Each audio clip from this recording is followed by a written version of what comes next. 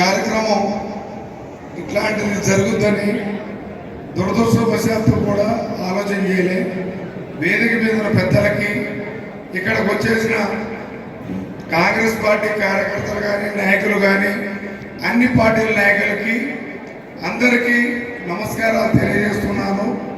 నిజాం గారు ఏంటంటే ఆయన నన్ను ఎప్పుడైనా బావనే పిలుస్తాడు, నేను ఆయన బావనే పిలుస్తా. నేను ఇంత చిన్న వయసుకునైనా బాగా నీ ఇష్టం వచ్చిన వాళ్ళు ఎవరికన్నా కోచికలైనా ఏదైనా నువ్వు చేయి, నేను సహకరిస్తా అని నేను ఏం పని చేసినా ఆయన నాకు తోడ్పాటుగా ఉన్నాడు.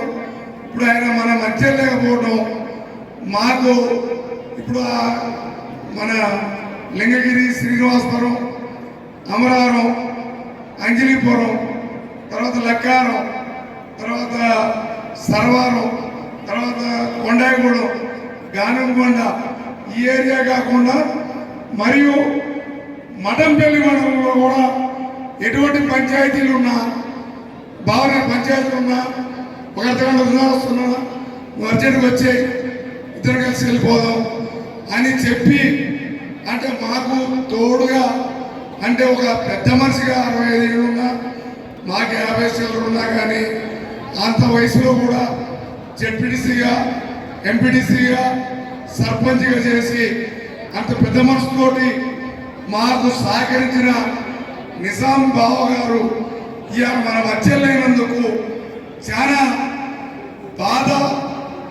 బాధోప్యాలతోటి బాధపడుతున్నా. దానికి మీరందరూ వచ్చినందుకు అందరికీ